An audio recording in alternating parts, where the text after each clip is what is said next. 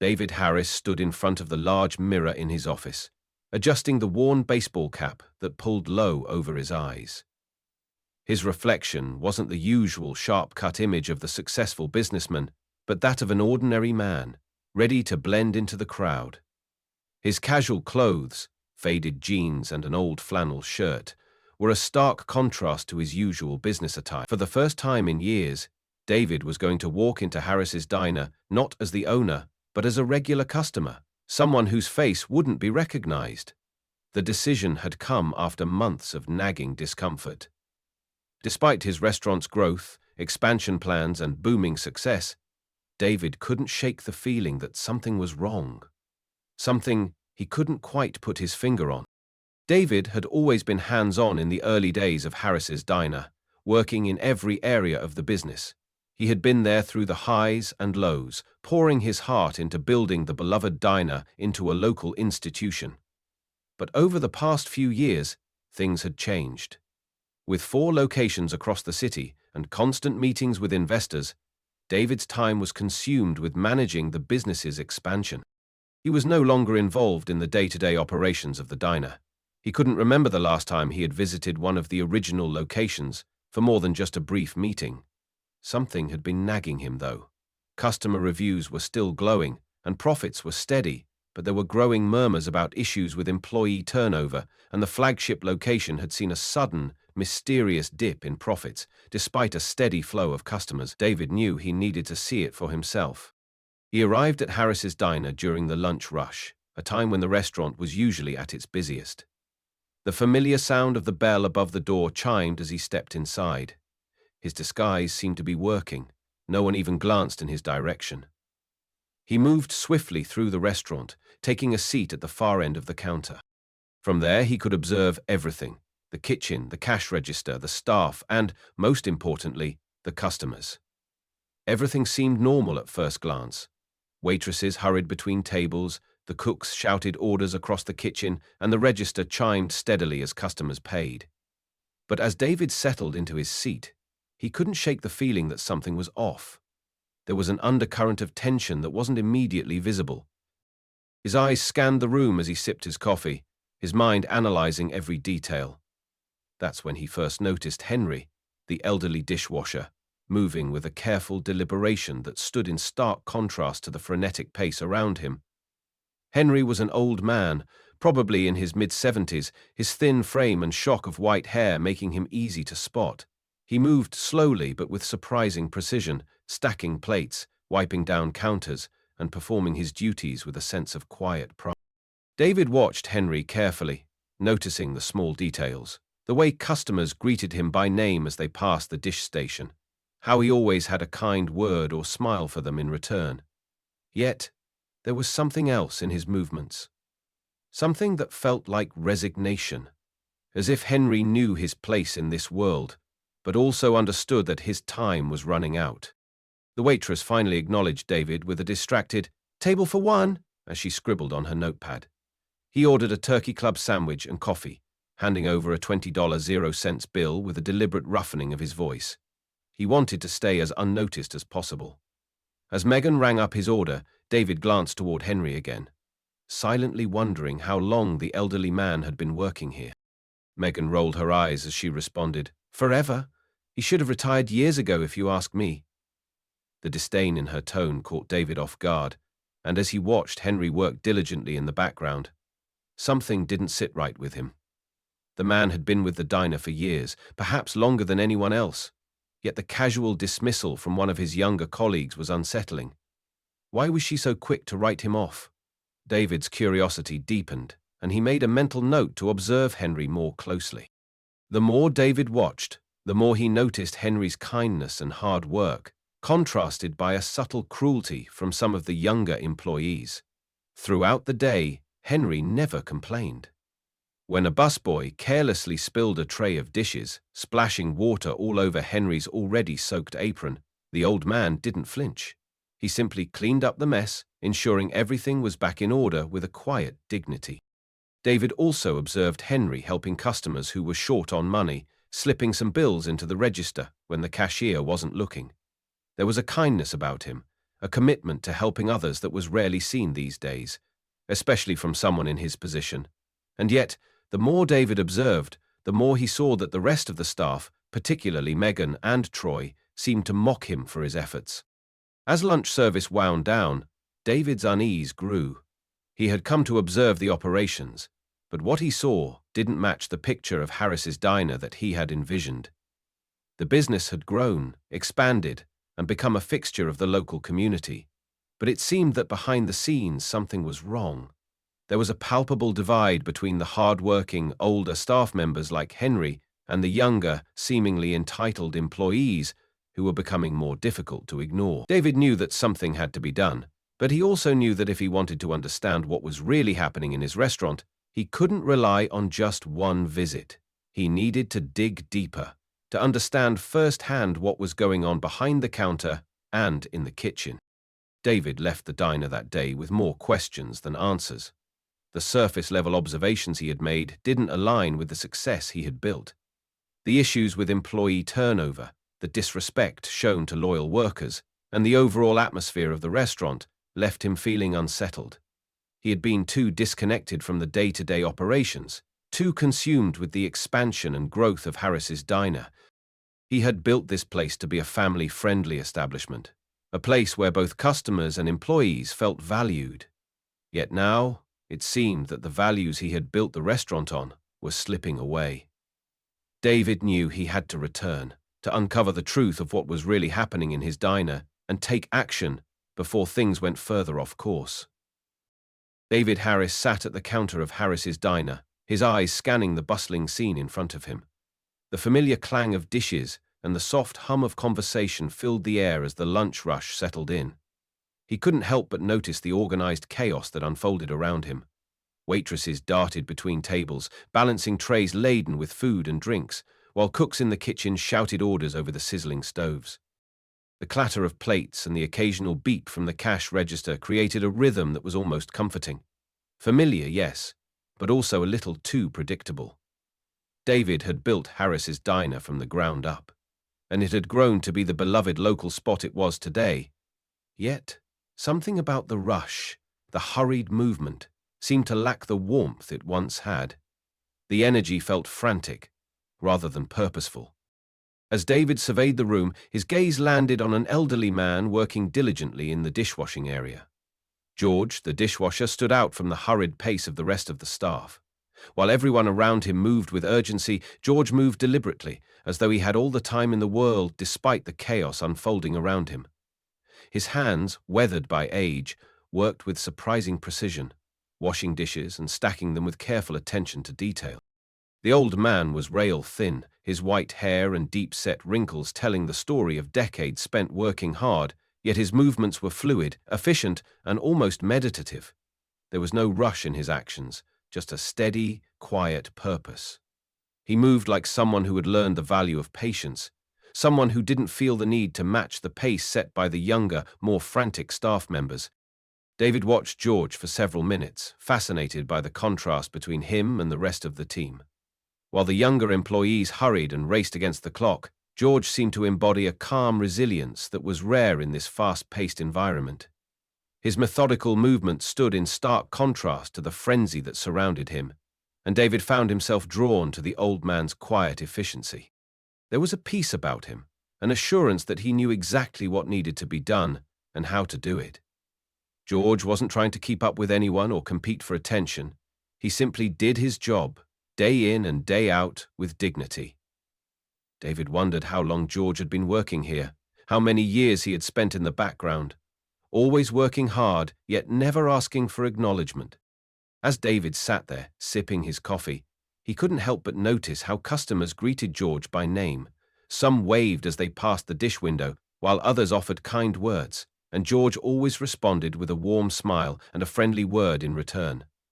It was clear that George had built relationships with these regulars, customers who felt a personal connection to him. It was a small gesture, but it spoke volumes about the kind of person George was. David realized that George had become more than just an employee. He had become an integral part of the community that frequented Harris's diner. He was a constant. a figure of reliability and kindness in a world that seemed to be moving faster and faster. David's mind wandered as he continued to observe George's interactions. Each time a customer passed by the dishwashing station, George would greet them with a warm smile, asking about their day or their family, engaging in brief, genuine exchanges that helped build trust. It was clear that he wasn't just washing dishes, he was creating connections, making customers feel valued. This was a side of the diner that David hadn't noticed in a long time, the human connection, the personal touch that made Harris's diner feel like a home. The younger staff, despite their energy and speed, didn't seem to have the same rapport with customers. They rushed through their tasks, trying to keep up with the demands of the lunch rush, but they missed the subtle art of connecting with the people who walked through the doors. David shifted in his seat, his curiosity growing. He had come to observe the diner from a customer's perspective, but now he found himself wondering about George. Why was he so different from the other employees? What made him stand out? He wasn't just working at the diner. He seemed to be living the values that David had built the business on. Values of care, attention to detail, and kindness. There was something quietly profound in the way George moved through the diner, making the place feel more like a community than just a business. David had been so focused on expanding the brand, growing the business, and chasing numbers that he had lost sight of the very thing that had made Harris's diner special in the first place: the people. As the lunch rush continued, David couldn't shake the feeling that he was witnessing something far more important than just an ordinary day at the diner. George's role here wasn't just about washing dishes. It was about creating a sense of belonging. It was about offering a kindness that went beyond the food and service. The longer David watched, the more he realized that George was the heartbeat of this place, the one who quietly made Harris's diner feel like home for the regulars. David felt a pang of guilt as he realized that he had overlooked this crucial aspect of his business. In his pursuit of growth and expansion, he had lost touch with the soul of his diner, the people who made it what it was. David's mind raced as he considered the future of Harris's diner. He had built it from the ground up, but now, watching George work, he realized that the foundation of his success wasn't just about the food or the brand. It was about the people. People like George, who had quietly devoted his life to the diner without asking for anything in return. David knew he had to take action to ensure that the values he had once prioritized were once again at the heart of the business. George's quiet efficiency, his kind interactions with customers, and his dedication to the diner had sparked something inside David. A realization that it was time to return to the core values that had made Harris's diner great in the first place. With newfound clarity, David made a mental promise to himself. He would take steps to ensure that the diner became a place where employees were respected and appreciated, not just for their work, but for who they were as people.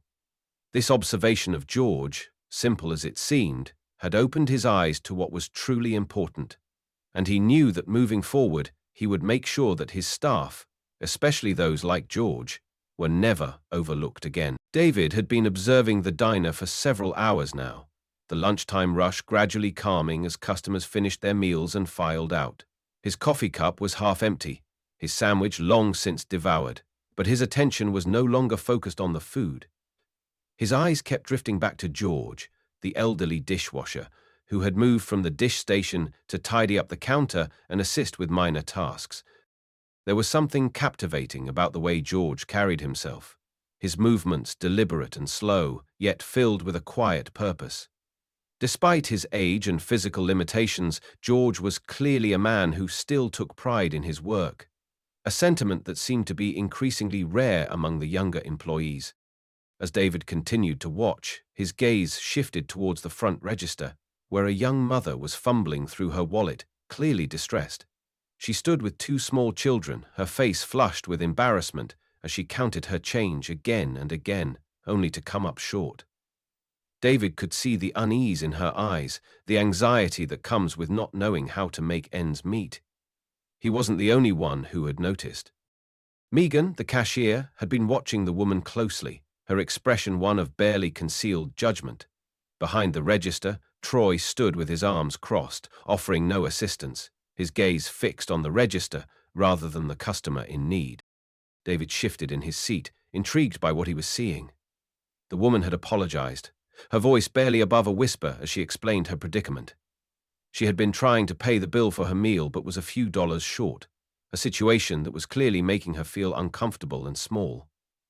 David noticed that her children, sensing the tension, looked up at their mother with confused eyes, unsure of what was happening.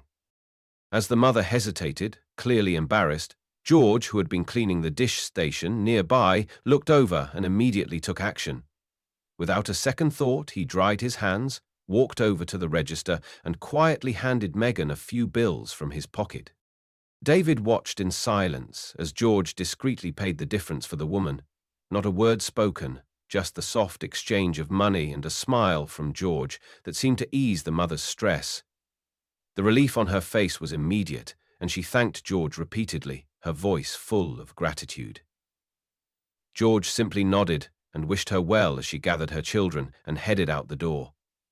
The moment was a quiet one, but for David it spoke volumes about the kind of person George was. There was no fanfare, no recognition, just a simple act of kindness that had made a real difference for someone in need. However, David's admiration for George was short-lived. As the woman and her children left the diner, David noticed Troy and Megan huddling near the counter, their heads bent together in hushed conversation. David had been a part of enough kitchens and businesses to know that when employees huddled together in this way, it was rarely for good reasons. He leaned forward slightly, trying to catch the conversation without being obvious. It didn't take long for him to overhear what they were saying. "That old fool's going to go broke at this rate," Megan muttered under her breath, her voice dripping with disdain. "He just gave that woman the money like she's his responsibility. He's been doing this for weeks now." Troy snickered, his arms still crossed, a smirk playing at the corner of his lips. "Yeah, and it's pathetic. What does he think? That he's some kind of hero?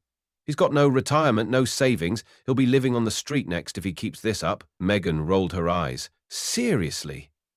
I don't know why we're even letting him work here. It's like he's trying to be the savior of every broke person who walks in." David felt a sharp pang in his chest as he listened to the mockery from the two younger employees. His gaze shifted to George, who was still cleaning the counters, oblivious to the cruel comments being made behind his back. It was as if Megan and Troy had no understanding of the man they were talking about, the sacrifices he had made, and the pride he took in his work. Instead, they saw him as a joke, a source of amusement, someone they could mock because of his age and his willingness to help others. David's hands clenched around his coffee cup as the words echoed in his mind.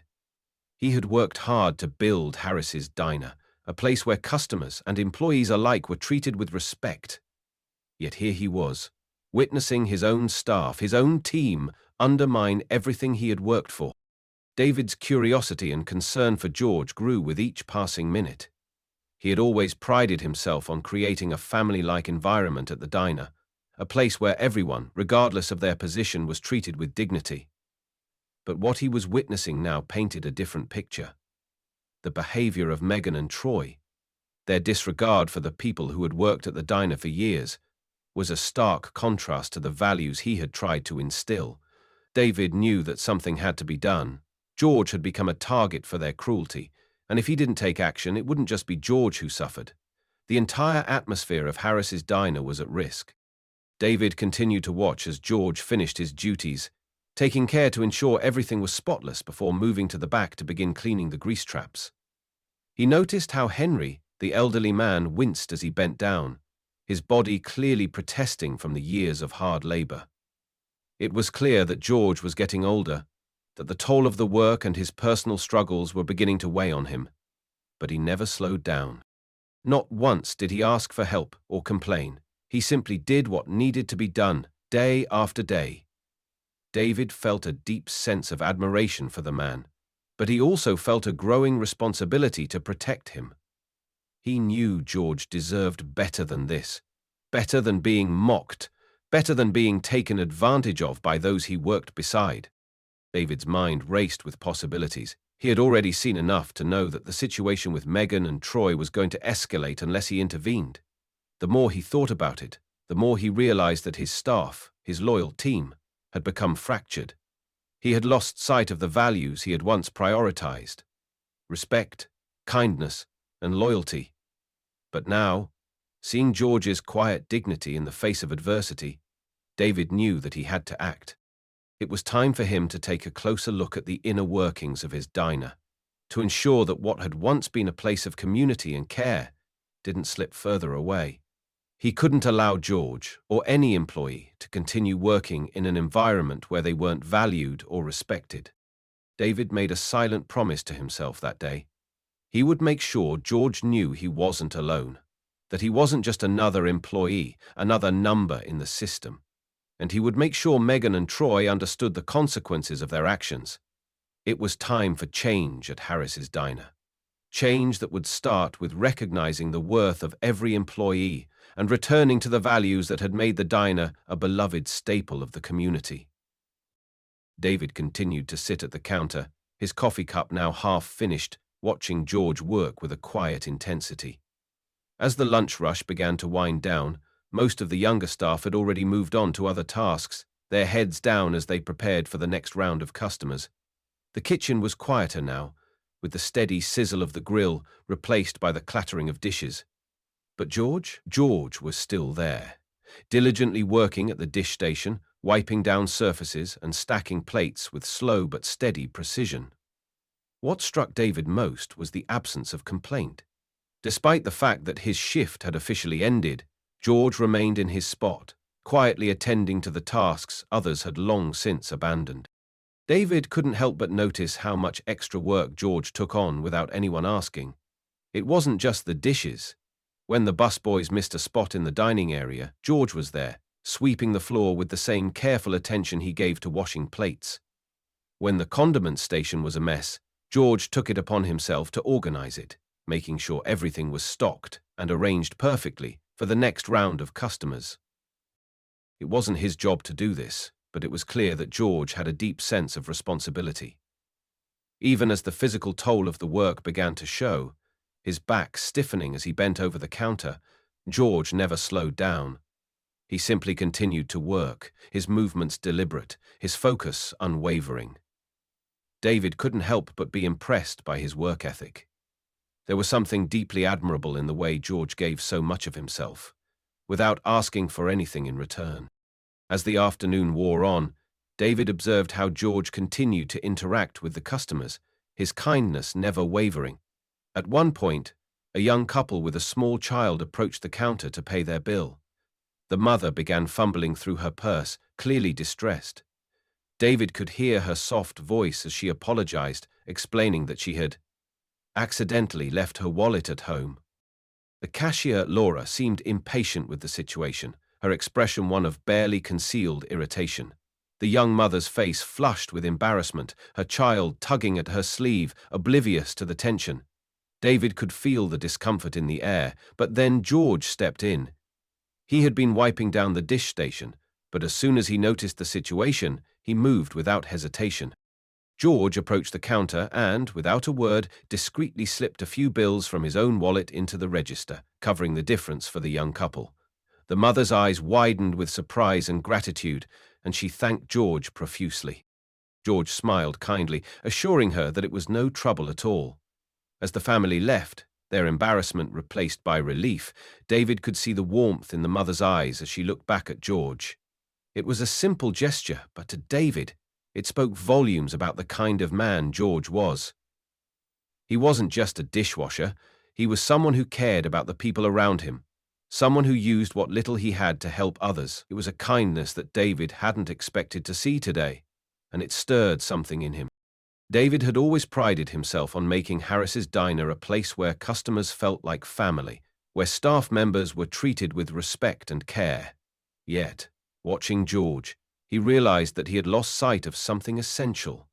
George wasn't just fulfilling his job description. He was embodying the values that had originally made Harris's Diner such a special place.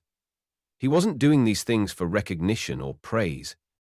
He was doing them because he saw the good in people and wanted to help, no matter how small the act. This level of compassion, this quiet dedication, was something David had taken for granted. It wasn't something that could be measured in profits or customer reviews. It was the intangible quality that made a place feel like home. As David continued to observe, he noticed George moving with visible discomfort. It wasn't obvious at first. George had always been so meticulous about hiding any signs of weakness, but now David could see him rub his lower back as he finished the dishes. His hands trembled slightly as he dried the silverware, and his face, though still focused, was marked with the faintest signs of pain. David had seen these signs before in other older workers who pushed themselves too hard, but George didn't stop. He didn't ask for help, didn't complain about his aching joints or the arthritis that had slowly taken its toll on his body. He simply kept going. The contrast between George's dedication and the apathy he had witnessed from other employees, particularly Laura and Jake, made David uneasy. He had always been proud of the work ethic of his staff, but now, seeing George's quiet commitment, it became clear that not everyone shared the same values. David's thoughts were interrupted when Ron, a regular customer who had been sitting nearby, leaned over and struck up a conversation. "You know," Ron began, nodding toward George, "that man has been working here for years. He's been with this place longer than I can remember." David turned to face Ron, intrigued by the comment. "Really?" David asked. "How long has he been here?" Ron smiled wistfully, his eyes softening as he looked over at George. "At least 7 years. Lost his wife a while back, poor guy. Cancer took everything from him. His savings, his house, his peace of mind. But you know what? He doesn't complain. Never has. He's proud. Too proud to ask for help. But he's one of the most caring people I know." David's heart tightened as he listened to Ron's words. He hadn't known any of this about George. He hadn't known that the man who had been quietly serving his customers with such kindness had been through so much personal hardship. He hadn't known that George had sacrificed his own well-being to keep working, to keep paying bills, to keep helping others, despite the toll it was taking on his body. David felt a pang of guilt. He had been so focused on expanding the business, on keeping everything running smoothly, that he had completely overlooked the people who made his business thrive. The ones like George, who had been there from the very beginning, working day in and day out without complaint. Ron's words stuck with David long after their conversation ended.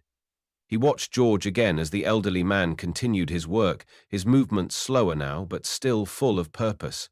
Every time a waitress dropped a plate, every time a customer needed assistance, George was there, picking up the pieces without hesitation. The longer David watched, the more he realized how much George had given to the diner, not just in terms of work, but in the way he had helped build the culture of the place, the kindness, the dignity, the respect that David had once prided himself on.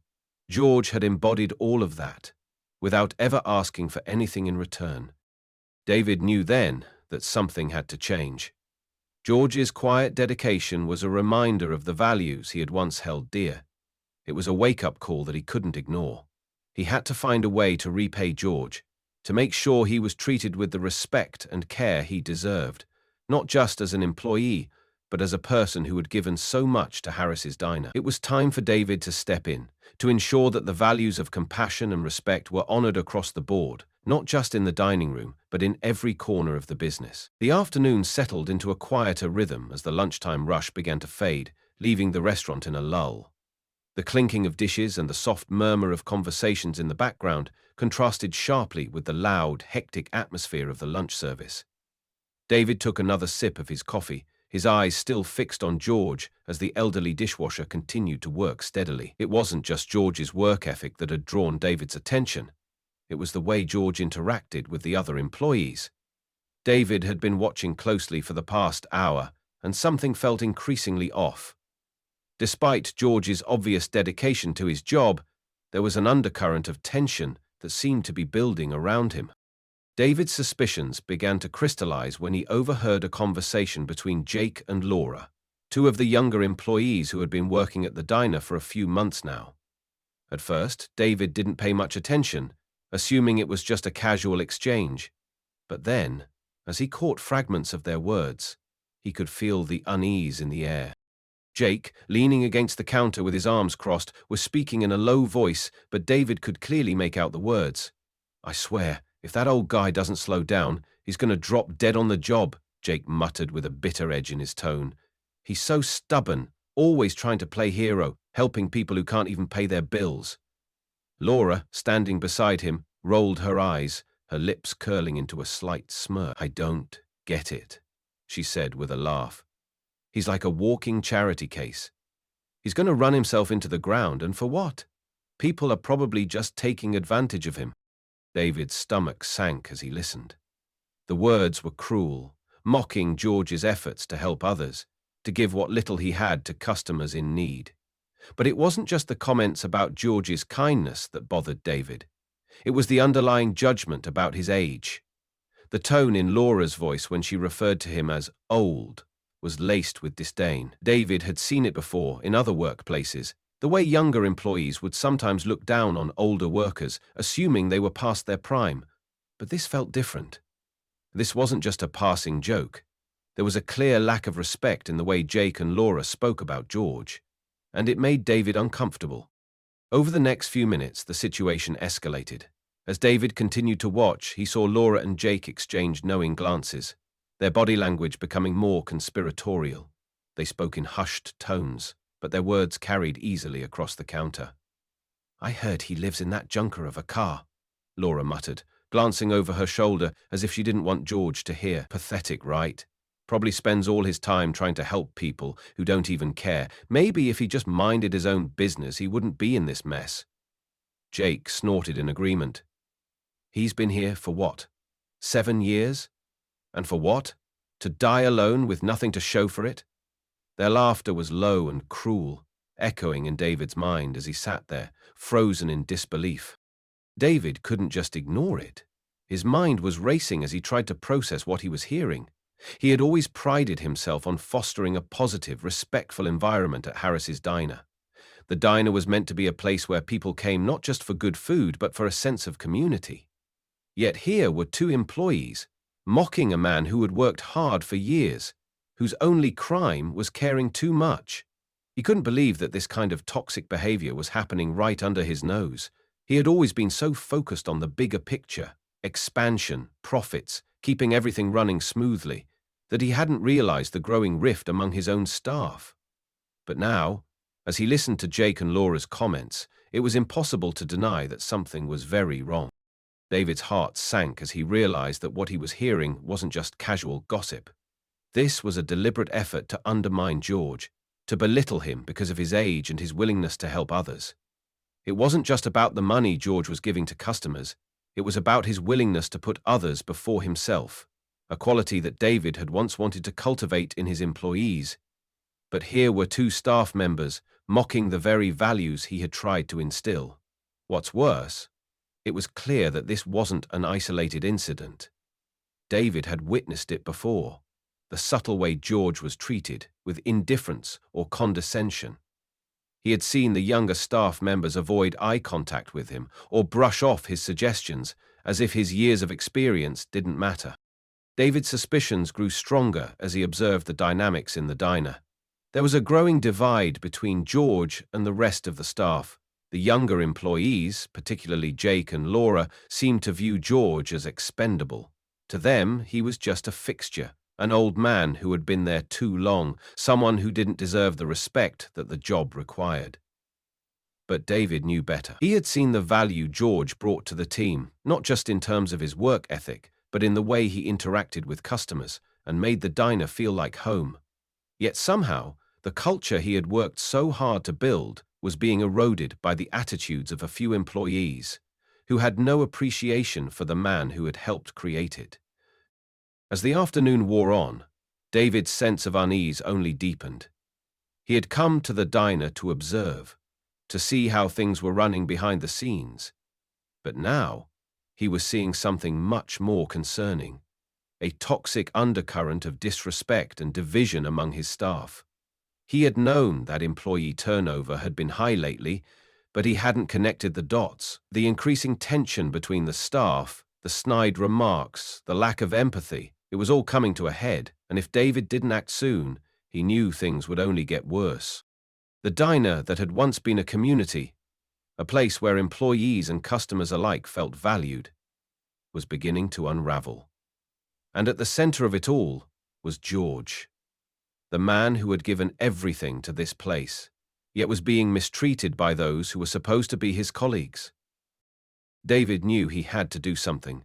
He couldn't sit back and allow George to be treated like this, especially when he had been such a loyal, hard-working employee for so many years. But it wasn't just about George anymore. It was about the culture of the diner, the values that had once defined it. If he didn't take action, he risked losing everything that had made Harris's diner special. He needed to address the situation not just with George, but with the entire team. It was time to remind everyone what the diner stood for, and that respect wasn't just a courtesy, it was a requirement. David knew it was time to take control of the situation before it spiraled further out of hand. David sat quietly in his booth, pretending to read the newspaper, but his attention was fixed on Laura and Jake. The two cashiers had been acting strangely for the past hour, their whispered conversations growing more frequent and more guarded. David had already overheard their mocking remarks about George, but what he heard next made his stomach tighten with dread. As the diner grew quieter, with the last few customers finishing their meals, David leaned in slightly, trying to remain unnoticed while listening to the conversation unfolding at the counter. His instincts were telling him something wasn't right, and it was becoming clear that Laura and Jake were plotting something far more malicious than he had anticipated. Jake's voice was low, but David could catch the edge of tension in his words. "If we just keep doing this a few more times, we can cover our tracks. We've got to keep it under the radar until the numbers make sense. Then, when we're short again, Patricia will have no choice but to see it, and then we can frame the old guy." David's heart sank as he realized exactly what Jake was talking about. He had seen the discrepancies in the register during his earlier visit, the subtle signs of tampering, but now he understood what had been going on behind the scenes. Jake and Laura had been deliberately manipulating the register, creating false shortages in the till, and their plan was to pin the blame on George, an easy target who would never speak up in his own defense. Laura's laughter interrupted the conversation, a cold, mocking sound that sent a shiver down David's spine. "The old man's such an easy mark," she said, her voice dripping with disdain. "He's been covering for everyone, but he's so out of touch with reality. No one's going to believe him if we get him in the wrong spot." Jake nodded in agreement, a smug smile on his face. "Exactly. We'll make sure he's the one near the register when the numbers don't add up. It'll be perfect. We get rid of him, and I can bring my cousin in. He's twice as fast and won't be a burden. Plus, we'll get a referral bonus." The casual cruelty in their words took David by surprise. It wasn't just the theft they were planning. It was the cold, calculated way they were planning to ruin George's reputation, destroy his livelihood, and put the blame on him for their own dishonest actions. David's pulse quickened as the full scope of their plot unfolded before him. He had suspected something was off, but now it was undeniable. Laura and Jake weren't just gossiping about George. They were actively planning to frame him for theft. Their scheme was a deliberate attempt to cover up their own mistakes and, in the process, destroy the one person who had been working tirelessly and selflessly at the diner for years. The idea of using George as a scapegoat, a man who had always been there to help others, was so despicable that David could hardly believe what he was hearing. The cruelty with which they spoke about him, the ease with which they planned to ruin his life, sent waves of fury through David. David's thoughts were racing as he realized that Laura and Jake had been exploiting George's generosity for their own personal gain. They knew George's nature, his reluctance to speak up, his quiet dignity, his willingness to help others at his own expense, and they were using it against him. The more David thought about it, the more he saw how this had been going on for some time. George had been quietly covering for customers who couldn't pay, slipping money into the register to make up for the missing amounts. All the while, Laura and Jake had been manipulating the numbers, setting him up to take the fall when their discrepancies were inevitably discovered. This wasn't just a one-off mistake. It was a calculated effort to take advantage of George's kindness and frame him for their theft. The sense of injustice weighed heavily on David as he listened to their conversation. He had always tried to foster a positive, respectful environment at Harris's Diner, one where employees could feel safe and valued. But now, as he listened to Jake and Laura's plot, he realized that the very core values of the diner were being violated. This wasn't just about stolen money or missing funds. This was about trust, integrity, and the way they were treating someone who had given so much to the business. It was clear that David had overlooked something crucial: the toxic atmosphere brewing among his employees, one that had allowed a few bad apples to undermine the very foundation of what Harris's Diner had always stood for. David couldn't just sit back and let this happen. He had built Harris's Diner to be a place where both customers and employees were treated with respect, a family-friendly establishment that valued loyalty and hard work. But now, it was becoming painfully obvious that his staff, particularly Jake and Laura, had betrayed that vision. The thought of George, the elderly man who had worked so tirelessly for years, being framed for a crime he didn't commit, made David's blood boil. He knew he had to take action. But the question was how? How could he expose Jake and Laura's scheme without causing irreparable damage to the diner and its reputation? And more importantly, how could he protect George, a man who had been nothing but loyal, from the cruelty that was about to befall him? David sat still, the weight of the situation settling heavily in his chest.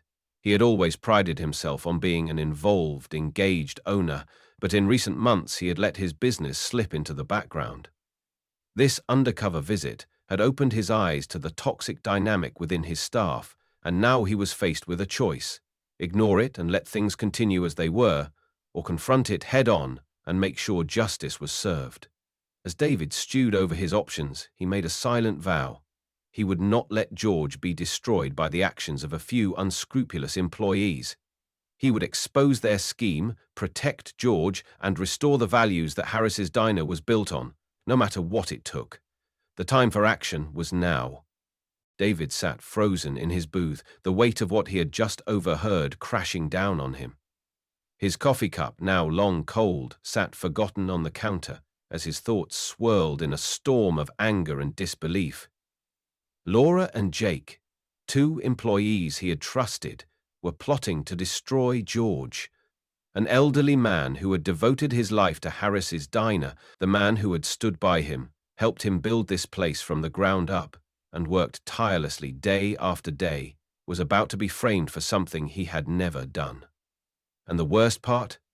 It was all for personal gain, driven by greed and the cruelty of two people who had no respect for the values that David had built the diner on.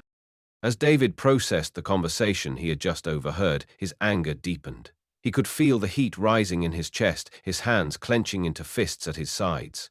George had given everything for Harris's Diner: his time, his energy, his quiet loyalty, and in return, he was about to be betrayed in the worst possible way. David's disappointment in Laura and Jake was overwhelming.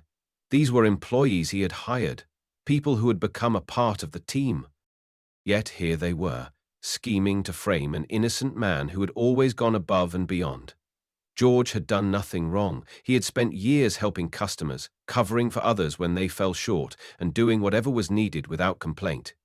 But in the eyes of Laura and Jake, that wasn't enough. To them, George was expendable, someone they could throw under the bus without a second thought. David's mind raced as the full extent of the plot sank in. The words they had spoken, the way they had casually planned to ruin George's life, left him sickened. It was one thing to make a mistake, to falter in the heat of the moment. But this was calculated. This was malicious. They weren't just framing George for theft. They were taking away his dignity, his reputation, his livelihood. And for what? So that they could pocket a few extra dollars and create an opportunity for Jake's cousin to take George's place. The depth of the betrayal stunned David, and the more he thought about it, the more enraged he became. George wasn't just another employee. He was a part of the heart and soul of Harris's Diner. To see him treated like this was unacceptable on every level.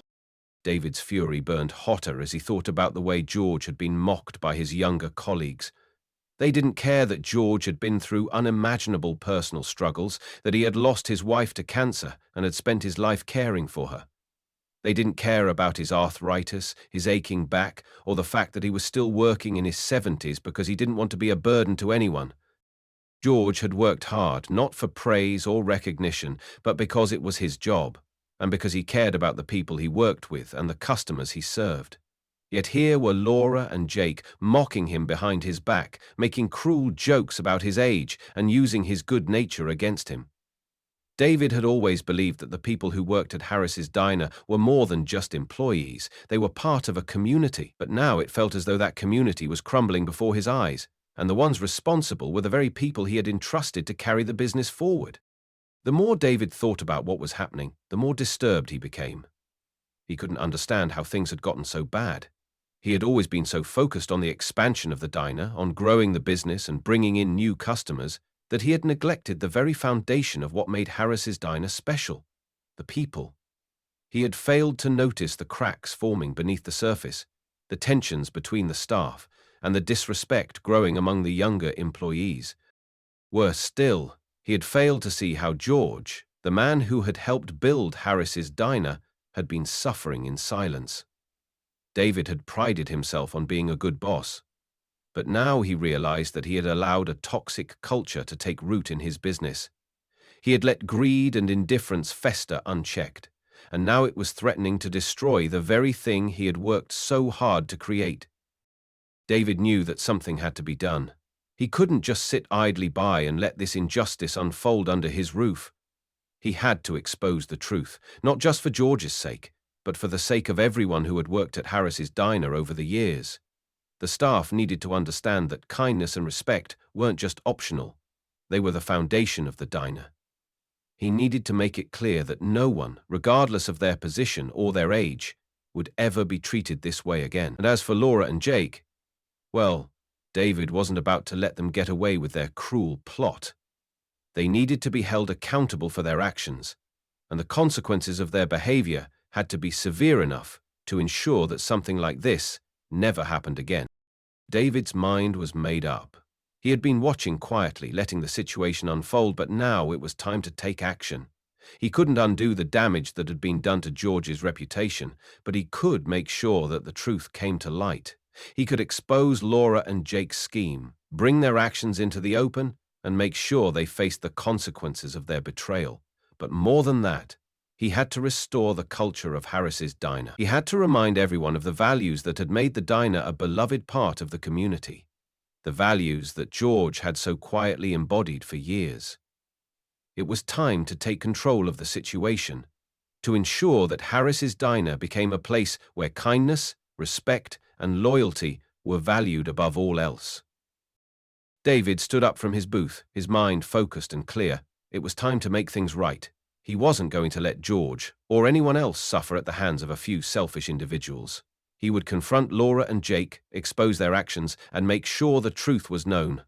And in doing so, he would restore the soul of Harris's diner, reminding everyone what it meant to be part of a community that valued each person, regardless of their age or role in the business. David knew the road ahead wouldn't be easy, but he was ready to take the first step toward justice. And this time, he would make sure that Harris's diner lived up to the ideals it was built on. As the diner's evening shift wound down and the last of the customers filed out, David stayed behind, pretending to finish his coffee while his mind raced with what he had learned over the past few days. He had seen enough to know that something was deeply wrong with the way things had been operating at Harris's diner. The situation with Laura and Jake was just the tip of the iceberg, but it was George's silent suffering that weighed most heavily on David's heart. He had been working with George for years, yet until now David hadn't fully understood the depths of the older man's personal struggles. The kindness George had shown to others, the quiet dignity with which he had worked for so long, had overshadowed the realities of his own life. David needed to see more. He needed to understand the life that George led outside the walls of the diner, a life he had hidden from everyone for so long. As the last few employees clocked out, David discreetly followed George, staying far enough behind not to be noticed. He had no intention of confronting George just yet. He simply needed to see where the man went after work. He needed to understand what George's life looked like beyond the work he had done at the diner. David kept a safe distance as George made his way through town, walking at a steady pace, his steps slower than they had been earlier in the day. David noticed how George's movements seemed to stiffen slightly with every step, a quiet indication of the pain in his joints and the toll the years had taken on him. George had been a fixture at Harris's diner for so long, but David had never once stopped to think about where he went when his shift ended, what his life looked like outside of the diner's walls. Now, with every step George took, David realized how much he had overlooked. After a few minutes of walking, George turned off the main road and made his way down a dirt path at the edge of town. David followed, careful to remain unseen, but his heart sank as he saw where George was headed. The road led to a dilapidated trailer on the outskirts of town, tucked behind a cluster of overgrown trees. The trailer was old, the paint peeling and faded, the windows covered with years of grime. It looked out of place, a stark contrast to the neatly maintained homes in the neighborhood nearby. The contrast hit David hard. George, the man who had given so much of his life to Harris's diner, who had worked tirelessly without complaint, was living in a run-down trailer, far from the comforts that others in the community enjoyed. It was a place that spoke of struggle, of a life lived on the edge, of sacrifice and hardship that no one had ever known about. David watched as George reached the trailer and slowly made his way up the creaky steps, his hand resting on the railing for support. The door was warped and difficult to open, but George managed, his tired shoulders pushing against it with quiet determination. David felt a pang of guilt as he observed this simple scene. The struggle that George had to endure just to enter his own home. It was clear that George had been living here for a long time, alone, with no one to help him with the physical demands of daily life. The man who had worked for him with such loyalty and dedication had no one to look after him in return. No one had known the full extent of George's suffering. No one, not even David, had taken the time to understand just how hard life had been for him. The guilt in David's chest grew heavier with each passing second. He had been so wrapped up in the business, in expansion plans and customer reviews, that he had never once thought to check in on the well-being of the people who had been with him from the start. George had always been there, working in the background, but David had never asked about his life outside of work. He had assumed that George was fine, that his quiet demeanor and dedication to the diner meant that he had no personal struggles to speak of. David realized now how wrong he had been. George had been suffering alone for years, silently bearing the weight of his struggles, and David had never once thought to help. As George disappeared inside the trailer, David stood across the street, his heart heavy with a deep sense of shame. The contrast between George's modest living situation and the comfortable lives of the other employees, the ones who came and went without a second thought about the work they were doing, hit David like a slap in the face. Here was a man who had given so much, who had put everything into his work, and yet he had been overlooked, ignored, and, in some cases, mistreated by the very people he had helped. David felt like a failure as a boss, as a leader, as a human being. He had let George suffer in silence, allowing him to carry the burden alone while everyone else went about their business, oblivious to the pain that George was enduring. David stood there for several more minutes, staring at the trailer, the weight of his own neglect pressing down on him. He had been so focused on growing the business, on the outward success of Harris's diner, that he had failed to see the cracks in the foundation, the cracks in the lives of the people who worked for him. Now, standing in the shadows, David understood that it wasn't enough to just run a successful business. It was about more than profits, more than customers, more than expansion. It was about taking care of the people who made the business what it was. And George, despite his quiet demeanor, despite the sacrifices he had made for years, had been left behind. David knew that things had to change. The man who had helped build Harris's diner from the ground up, who had worked through pain and hardship without complaint, deserved so much more. David could no longer stand by and let George continue to suffer. He had seen enough. George's living conditions were a stark reminder of his own failure to be the kind of boss he aspired to be. David knew that he needed to do more, much more, to make things right. He wasn't going to let George continue to suffer in silence, not while he had the power to change things. It was time for David to step up and make sure that the people who worked for him were treated with the respect, care, and dignity they deserved. It was time for him to take action, and he wouldn't waste another moment. The next morning, after a restless night filled with troubling thoughts, David arrived at Harris's diner earlier than usual. His mind was still reeling from the previous evening's discovery. Following George to his rundown trailer had shaken him to his core. David had always considered himself a hands-on owner, someone who valued the people who made his diner successful. But now, as he thought about George's situation, he realized how much he had taken for granted. He had spent years running a business, but he had overlooked the most important part: the people who made it all possible. George's quiet sacrifice, his years of loyal service, had gone unnoticed. But now, David was determined to make things right. He needed to understand George's struggles fully to truly grasp the depths of his pain and sacrifice. As David sat at his usual booth, watching the early morning staff prepare for the day, he knew he couldn't just act on impulse. He needed to speak with people who knew George better than he did, the regular customers who had come to love the elderly dishwasher. He had seen these faces around the diner for years, customers who returned regularly and often chatted with George when he was working. So, David decided to take a different approach that day. He wanted to get the truth, the full picture, without alarming anyone. He started with Sam, an elderly man who had been coming to Harris's diner for as long as David could remember. Sam was a man of few words, but always made a point to chat with George when he was at the counter, offering a smile or a kind word. David caught him on his way in for breakfast and asked if they could talk for a moment. Over a cup of coffee, Sam spoke about George in a way David had never heard before. "George is a good man," Sam began, his voice heavy with the weight of years of knowing him. "I've been coming here for years and I've watched him. Watched how he never complains, no matter what. But he's been through hell, you know." David listened intently, unsure of what to expect, but eager to learn more. "You know," Sam continued, "George lost his wife a few years back. Martha, she was a good woman. They were high school sweethearts, been together for over 50 years.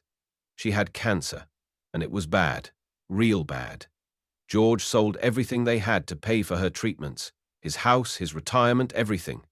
He did everything he could to make sure she got the care she needed, but in the end, it didn't help."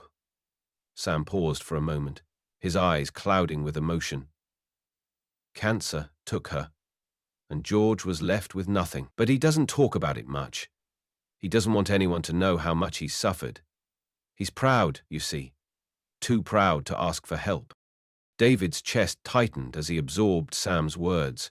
He hadn't known any of this. George's quiet demeanor, his reluctance to speak up, suddenly made sense.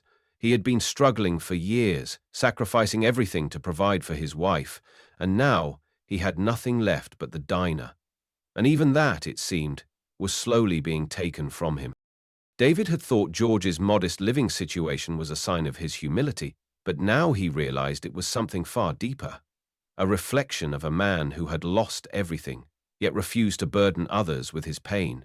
He had been so proud of George's work ethic, his quiet dedication, but he had never stopped to consider the emotional and financial toll that all of this had taken on him. David felt a sharp pang of guilt. He had been so caught up in the business side of things that he had never taken the time to truly understand George's life outside of the diner. As Sam spoke more about George's life, David learned that George had been living in the trailer not just out of necessity, but because he refused to ask for help. He had cut ties with his family to avoid being a burden, particularly to his daughter, who lived out of state. She's been trying to get him to move in with her, but he won't go. Says he's not about to move in with anyone, even his own flesh and blood. Too proud, too independent. Always has been, Sam added, shaking his head. David couldn't imagine what it must have been like for George to live through all that loss and hardship alone, with no one to help him. And yet, George had continued to come to work every day, never complaining, always helping others, even when he was in pain. David felt a deep, abiding respect for George's strength and resilience, but also a deep shame for not seeing it sooner. David's mind churned with the realization that George's pride had kept him from asking for help, not just from his family but from his co-workers and from David himself. The elderly man had carried his burdens silently, believing that to ask for help would be a sign of weakness. But it wasn't weakness, it was survival. And somehow, David had missed all of this while he was caught up in running his business, overseeing expansion, and managing the day-to-day operations. He had failed to see the man behind the work, the person who had been quietly suffering while he worked tirelessly for the diner. David felt a deep sense of regret. He had always prided himself on being a good boss, someone who cared for his employees.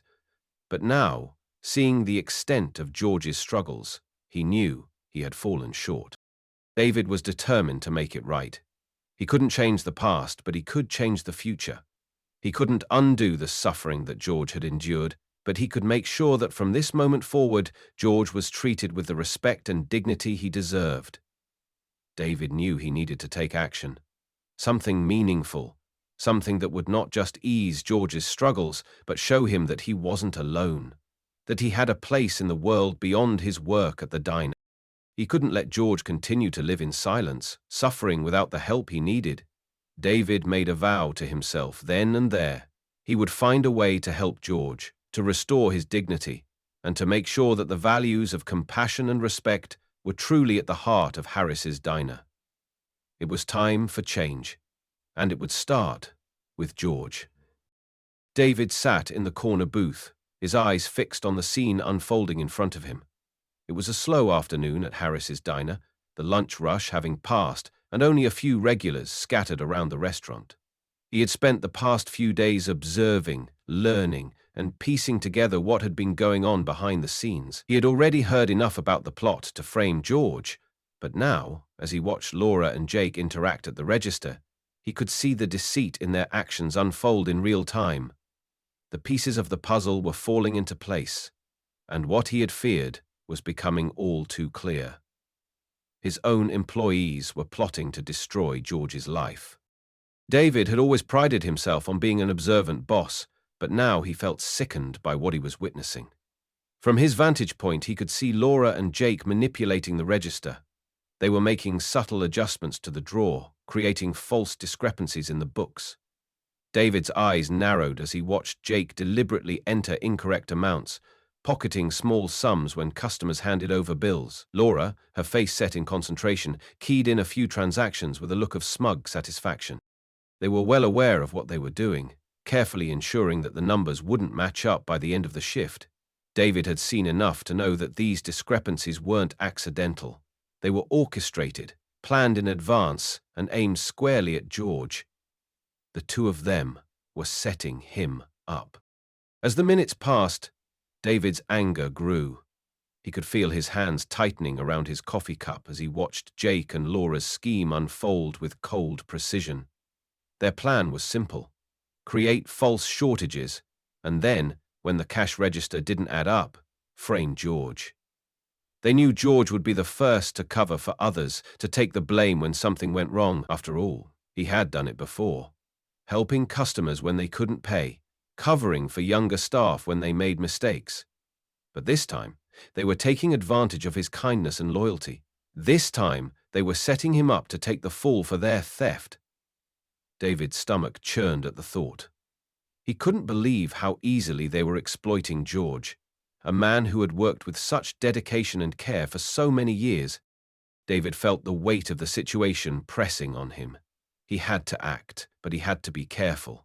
He couldn't just walk over and confront Laura and Jake in front of the other staff. He needed to gather more evidence, to expose their plan without giving them a chance to cover it up. He continued to watch as Laura and Jake finished their adjustments to the register, sharing knowing glances as they moved away from the counter, their voices low and conspiratorial. It was clear that they believed their scheme was foolproof. They had no idea that David was onto them. As they walked away, David felt his resolve harden. He couldn't let them get away with this. Not to George, not to anyone. David glanced over at George, who was working his way through the diner, helping the younger staff. cleaning up after customers and ensuring everything was running smoothly. George had no idea that a trap was being set for him.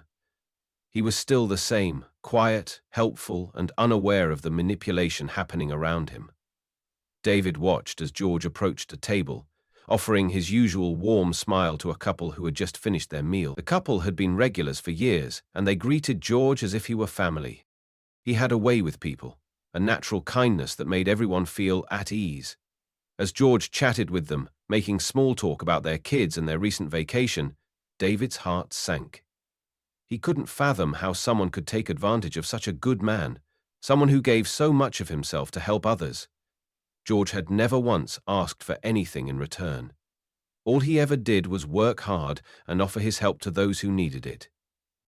David's thoughts were interrupted by a sudden commotion near the counter. He turned his attention back to Laura and Jake, who had just spotted George making his way to the register. George was moving slowly, his back aching from the long hours of work, but he continued to serve with the same grace he had always had. David watched as Laura and Jake exchanged quick, furtive glances, their eyes narrowing as George approached the cash register. They were ready to set their trap in motion. David's blood boiled as he realized what they were about to do. They were about to accuse George of stealing, to make it seem like he was the one who had tampered with the register, when in reality, it was them all along. David's mind raced as he tried to figure out how to stop this. He knew he couldn't just sit back and watch as George was destroyed by their lies. He had to expose the truth, but he needed to be strategic. He couldn't let them know he was onto them yet. He needed more evidence, something that would be irrefutable. He had already seen enough, but he knew that confronting them without the full proof would be risky. He needed to make sure they couldn't escape the consequences of their actions. As the afternoon wore on, David continued to watch, his anger growing with every passing minute. The more he observed, the more he realized how much damage Laura and Jake had already done. They had created a hostile environment, undermining everything he had worked to build at Harris's diner. It wasn't just about the theft anymore. It was about the culture of the diner, the values that had made it a special place for both customers and employees. David couldn't let these two destroy that. He knew that he had to act fast, that the longer he waited, the more difficult it would be to stop them, but he also knew that the time had come to make his move. He would expose the truth, confront Laura and Jake, and make sure they understood the consequences of their actions. George deserved better, and it was time David gave him the justice he deserved. David spent the next few days in a state of quiet determination. He knew that the time for action had arrived. The plot to frame George had become more than just a minor misunderstanding. It was a deliberate scheme to ruin an innocent man's reputation. David couldn't let that happen. He had watched for too long, observed the lies and manipulation, and now it was time to confront the truth head-on. But he couldn't just confront Laura and Jake without irrefutable proof. They were cunning, and he knew that unless he had solid evidence, they would deny everything and possibly turn the situation around on him. He had to be strategic. So David set his plan in motion. In the days that followed, David quietly took steps to gather the evidence he needed. He installed hidden cameras and audio recorders in key areas of the diner, making sure to capture the conversations and actions of Laura and Jake without them knowing. The technology was simple enough, hidden in plain sight, cleverly disguised so that no one would suspect a thing. Every day, he reviewed the footage, his heart sinking as he saw more and more of the cruel scheme unfold before him. Laura and Jake, unaware that their every move was being recorded, continued their manipulation, conspiring to frame George and steal from the register. They had no idea that David had already seen everything they had done. He watched as they whispered to each other, planning how to exploit George's good nature, carefully crafting their lies to make sure George would take the fall for their theft. The more David watched, the more disgusted he became. He had always known that Laura and Jake weren't the most dedicated employees, but now he saw them for what they truly were: manipulative and deceitful. As the days passed, the evidence continued to build. David's anger simmered beneath the surface as he listened to their conversations, their mocking tones, and their clear disregard for the consequences of their actions. They weren't just taking money. They were destroying a man's life, a man who had worked for the diner with nothing but loyalty and honesty. George had done nothing wrong, yet Laura and Jake had plotted to make him the scapegoat for their own criminal behavior. It wasn't just theft. It was an attack on George's character, his dignity, and his years of hard work. David knew that he couldn't let them get away with it. He had to act before it was too late. The moment of confrontation came when David reviewed the final piece of the evidence, the footage of Laura and Jake discussing their plan in full. They had gone beyond simply stealing from the register. They were now actively plotting how to make it look like George was the one responsible. Their scheme was elaborate, well thought out, and chilling in its execution. In the footage, they could be seen smirking, unaware that their every word was being captured. It was a damning record of their betrayal, and David knew it was time to bring the truth to light. The only question that remained was how to expose them. He couldn't just walk into the diner and confront them privately. That would give them time to cover their tracks. No. David needed to make this confrontation public, to show the entire diner exactly who these people were and what they had done. David decided to confront them in front of everyone. It was a bold move, but he knew it was the only way to ensure that everyone saw the truth.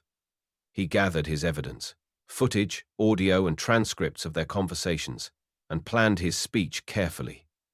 He didn't want to just expose them.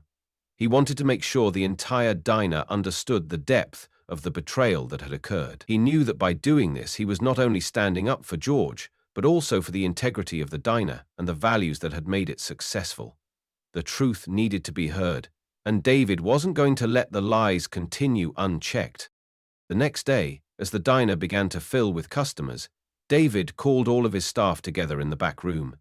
His voice was calm, but there was a steeliness to it that sent a chill through the room. Laura and Jake, oblivious to what was about to unfold, were chatting with the other staff, unaware that their actions had already been exposed. David stood before them, holding up a small device that had recorded everything. "I've been watching," he said, his voice carrying through the room. "I've seen everything." He pressed a button on the device, and suddenly the sound of their voices filled the room, clear and unmistakable. "You two thought you could get away with framing George, but I know exactly what you've been doing. This footage will show everyone the truth." He hit play, and the diner fell silent as the conversation played out for all to hear. The scheme to steal, the lies, the manipulation. Laura and Jake's faces went pale as their plot was exposed for all to see. The shock in the room was palpable. The regular customers who had come to know and trust the staff looked on in disbelief. Many of them had been regulars for years, had sat at the same booths, eaten the same meals, and greeted the same staff. They had never expected to see such a betrayal unfolding right under their noses. As the footage continued to play, David's voice remained calm, though there was a certain sorrow in it. "I trusted you both. I hired you, gave you jobs, and you repay me by trying to ruin a man who has been nothing but loyal to this diner. But it's over now. The truth is out." As the footage ended, there was a long, uncomfortable silence. Laura and Jake stood motionless, their eyes wide with shock and fear. They knew there was no way out now. They had been caught red-handed, their lies exposed for everyone to see. David turned to George, who had been standing quietly in the back watching the entire exchange. "George, I owe you an apology. I've failed you, but this will change.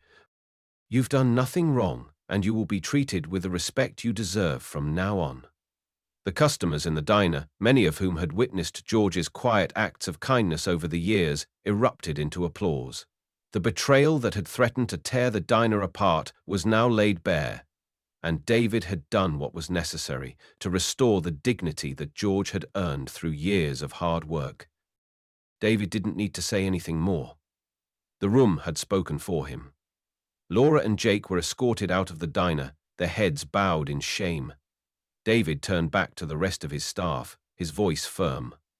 "This is a place of respect. We look out for one another here. If you're not willing to be part of that, you don't belong here." The truth had been exposed, and now the healing could begin. For George, for the diner, and for everyone who had been affected by the lies, It was a new beginning. David was determined to make sure that nothing like this would ever happen again. The day after the dramatic confrontation, the atmosphere in Harris's diner was noticeably different. The usual buzz of the kitchen and the chatter of customers had returned, but there was a palpable shift in the air. The diners came in, their faces familiar, but there was a new warmth between them and the staff. No longer were the tensions from the past lingering in the corners of the restaurant. The truth had been exposed, the toxic behavior removed, and now a sense of unity was beginning to take root. But David knew that the most important change had yet to come. His mind was still focused on George, the man who had worked tirelessly, quietly, and without complaint for years, and who had been betrayed by those he considered co-workers. It was time to make things right for George. Time to show him that his years of sacrifice had not gone unnoticed. As the evening shift began, David called George into the back office, a quiet sense of urgency filling his chest. George had been a pillar at Harris's diner, a steady presence through every rush, every late night, and every long day. Yet, despite his invaluable contribution, George had never asked for more. He had simply given what he had: his time, his energy, and his compassion. Now, as David sat across from him, the weight of the past few days pressing on his shoulders, he knew it was time to show George just how much he truly meant to the diner. David had made up his mind. It was time for a new beginning for George, a beginning that would finally honor him in the way he deserved. "George," David began, his voice steady but filled with sincerity, "I want to make things right. You've been here for so long, giving everything to this diner, and I haven't shown you the respect and care that you deserve. For years, you've sacrificed so much, working through pain, through personal loss, and never asking for anything in return. But today, I want to change that." George looked up, a faint surprise in his eyes, as if he wasn't quite sure what to expect. David continued, his voice firm with conviction. "I'm offering you a promotion to floor manager. Along with that, you'll receive a pay raise, benefits, and better working conditions. You've more than earned it, George. You're the heart of this place, and I want you to be recognized for that." George blinked, clearly taken aback by the offer. He had never expected anything like this, never asked for anything beyond his job. David could see the hesitation in his eyes, the same pride that had kept George from asking for help, from ever making demands. But this time, David wasn't giving George a choice. This time, it was about recognizing what George had given and ensuring that he was treated with the dignity and respect that he had always shown others. "This diner wouldn't be what it is without you," David said quietly, "and I want to make sure you're taken care of for the years of hard work and dedication you've given." The room fell silent as George absorbed David's words. His hands trembled slightly, not from fear but from the weight of the offer. For so long, George had worked without complaint, never expecting to be rewarded for his loyalty. The thought of being given a promotion, a pay raise, and benefits seemed so foreign to him. He had always been the one to help others, to give what little he had, but he had never allowed himself to receive. Slowly, George's expression softened, and a quiet gratitude filled his eyes. I don't know what to say," George finally stammered, his voice thick with emotion. "I never expected anything like this. All I've ever wanted was to help, to do my part." David smiled, his heart swelling with pride for the man in front of him. "I know, George, but now, it's time for you to let us help you." David wasn't finished yet. He had made up his mind to do more, to ensure that George's future was secure. "There's one more thing," David said, his voice lowering slightly, as if the weight of the next words required more care. "I've paid off your wife's medical bills, George. Everything is taken care of. No more debts, no more bills to worry about." George's face immediately flushed with shock and disbelief. "What?" he whispered, his voice hoarse. "But how?" David shook his head gently. "Don't worry about it. You've already given enough. Now it's time for you to receive." But David wasn't done. "And I've also bought you a home, George. It's just a small house, but it's yours. No more living in that trailer. You've worked too hard, and you deserve so much more." George stared at him, his eyes welling up with tears. He had no words. He had never imagined such generosity. But David wasn't finished yet. The house is close to the diner, just a few blocks away. It's a fresh start, George. A new beginning. As the words sank in, the realization of what David had done for him hit George like a wave. The trailer, the struggles, the years of silently carrying the burden, it was all behind him now. He felt a mixture of disbelief and overwhelming gratitude, but mostly, he felt something he hadn't in a long time. Hope. Hope for the future. Hope for a life that didn't feel like a constant uphill battle. George's voice cracked as he spoke. I don't know what to say, David. You've done more for me than I ever thought possible. I never imagined I'd be given a chance like this. David stood up, walking around the desk to place a hand on George's shoulder. You've earned it, George. You've given more than anyone could ask for. Now it's time for us to give back to you. This is just the beginning of a new chapter. And you're not in this alone anymore. As the days passed, word of George's promotion and the changes at the diner spread throughout the staff and the regular customers. Many were surprised at the new direction, but as they saw George standing proudly as the new floor manager, something shifted. The culture at Harris's Diner had changed. No longer was it just a place for good food and service. It had become a place where kindness, respect, and loyalty were prioritized above all else. The customers who had witnessed George's quiet acts of kindness over the years rallied behind him, expressing their support in both small gestures and kind words. For the first time in years, George was not only seen, but celebrated for everything he had done. The shift in the diner's culture didn't stop there. The staff, inspired by George's promotion and the changes David had implemented, began to take their roles more seriously, respecting not just their work, but each other.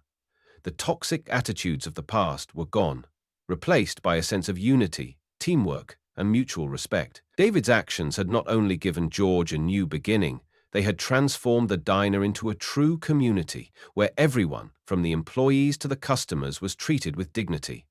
The diner had become a place of warmth, a place where the values of hard work, kindness, and respect were reflected in everything they did. As George settled into his new role, David couldn't help but feel a deep sense of pride.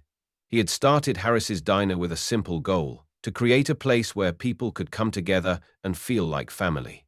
Now, as he watched George lead the staff with quiet confidence, David realized that the diner was more than just a business. It was a family, and it had been brought together not just by the work they did, but by the compassion they showed one another. George's new beginning was a reflection of the new beginning for everyone at Harris's Diner. If the story you've just heard has moved you, make sure you don't miss out on more powerful, eye-opening narratives. At Deep Inside HQ, we uncover the truth behind the stories that shape our world, exposing the hidden layers of the people and events you thought you knew.